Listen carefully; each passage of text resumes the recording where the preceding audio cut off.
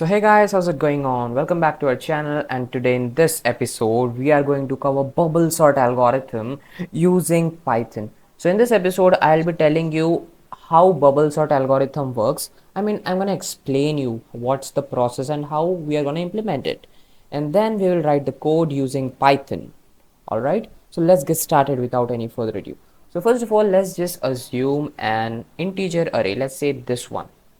So first of all, let me make this simple statement clear. Bubble sort algorithm is an algorithm which is used to sort an integer array in ascending order. And now let's just get started. So let us say we have an array which is 7, 11, 9, 2, 17, 4 consisting of 6 numbers. Alright. So now what we are going to do is within this algorithm, we are going to make multiple passes, and within each pass the largest element of the particular array should go to the last element. The largest element should become the last element. That's it. With each pass the largest element goes to the last element. Alright, I hope you get it. Now if you didn't, I'm gonna explain you. Yeah, just wait. And now let's just see how the process works. So here, let me just illustrate you for the first pass. Now if how many passes do we have within each array in the bubble sort algorithm? Let's say it is n minus 1 passes. We have to make n minus 1 passes. All right.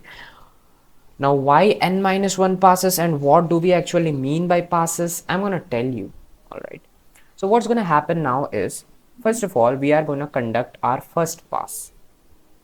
So here we are.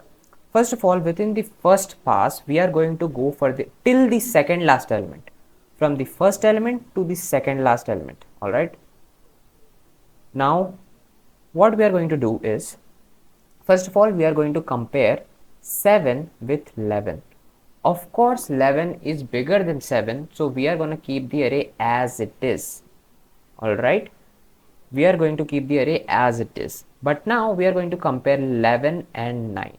Now 11 is bigger than 9, so we swap both these elements and we are now at this thing. 11 goes here and 9 goes here. Now we are going to compare 11 and 2. Now obviously 11 is greater than 2, so we are again going to swap. Now we have this as our array. Now we are going to compare 11 and 17. 17 is greater than 11. Of course, we are not going to swap anything. The array will be same again. Now we are going to compare 17 and 4. 17 is greater than 4. So we will swap them again. And this is our end array after the first pass. Now this is first pass in which we are settling the largest element at the end of an array. Now for the next pass, we will ignore the 17 and conduct the next pass till 4 only.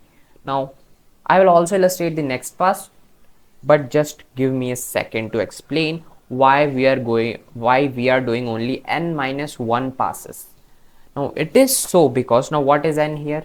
It is the number of elements within the array. Now for this array it is 6 elements, which are 6 numbers, right? Now n minus 1 passes, but why? So n minus 1 passes makes sure that we are not comparing anything. Okay, let me be clear. So we have 11 to compare with 7 and 4 to compare with 17, but do we have anything to compare with 4 which is next to it? No, right? That's why we stop at 17 to compare it with 4 and just end the first pass. Okay, now let's move on to the next pass, which is the second one. Now this was the array which we already sorted. The last element is 17, right? Now what are we going to do here is, now just consider the first pass again.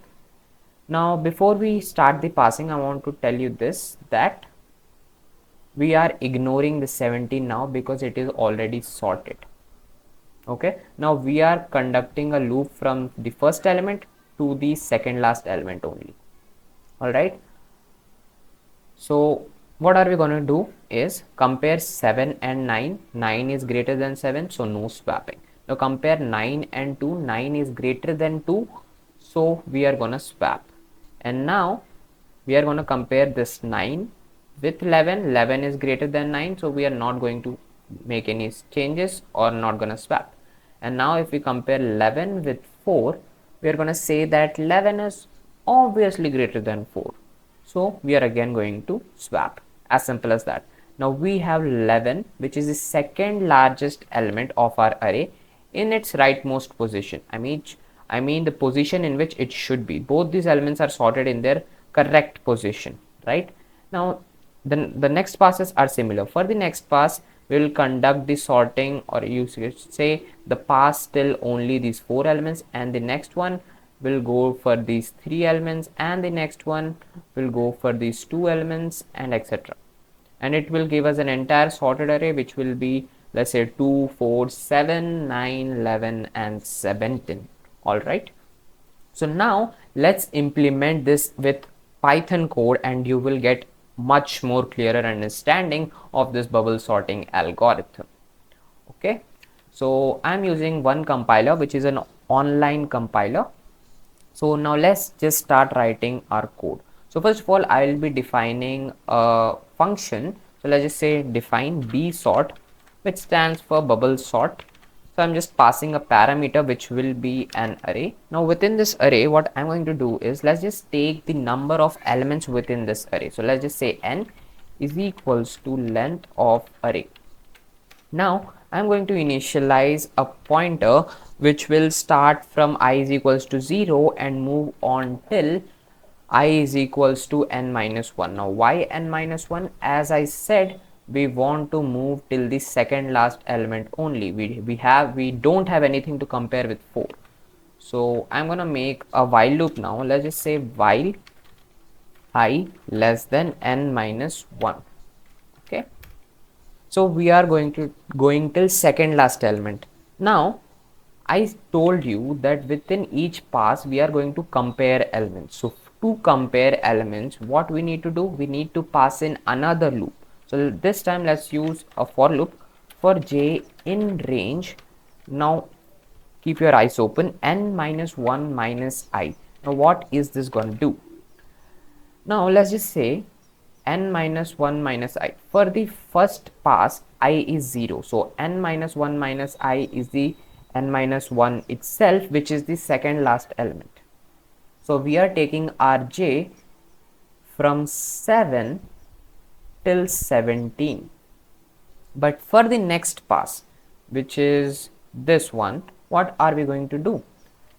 We are going to make the I is equals to 1, and it will become I minus 1 minus 1, which is which is n minus 2, right? Which is this element, the third last element. So this time we are going to compare it till only here, because this is already sorted and we don't have anything to compare with this guy. So now we are only looping till here, iterating till here. So that's why we are going to do n minus 1 minus I. I hope you get it. Now it's simple. We just need to compare 2 elements and then just swap them if the condition meets, and increment ri, and then the code is done. Now it's simple. So let's just say if arrays j plus 1, the next element is greater than, is less than arrays jth element, what are we going to do? We are just going to simply swap. So I'm going to say temp is equals to arrays j, and then arrays jth element is equals to arrays j plus 1th element, and then arrays j plus 1th element is equals to temp. So we have made the swapping done. Now the swapping is done. Now after this loop is completed, we are simply going to increment ri, and we have incremented now successfully. Okay, just give me a second. Okay, fine. Now after incrementing, what are we going to do? We are just simply going to return our answer, which is return array. Now let's just see how our output comes. So let's just call the function b sort. Within this I'm gonna pass in, now ignore this output. This output is when I was testing the code before recording this video. I hope you get it. Now what are we going to do is simply pass in our array, which was 7, 11, 9, 2, 17 and 4. Let's say 7, 11, 9, 2, 17 and 4. Now if I click on run, you should see this is the output. Now let's just make some changes. Let's just take an entirely new array. Let's just say 10, 50, 4, 11, and let's just say 8, and let's just say then 1. Now if I click on run, you're gonna see an entirely sorted array: 1, 8, 10, 50 and 4, 1, 1. Isn't it great, guys? So this is how you are gonna implement bubble sorting algorithm using Python. If you have any doubts, just let me know in the comments below. And I hope you understand how this algorithm works. I'll meet you again with another beautiful video just like this one. Until then, bye guys.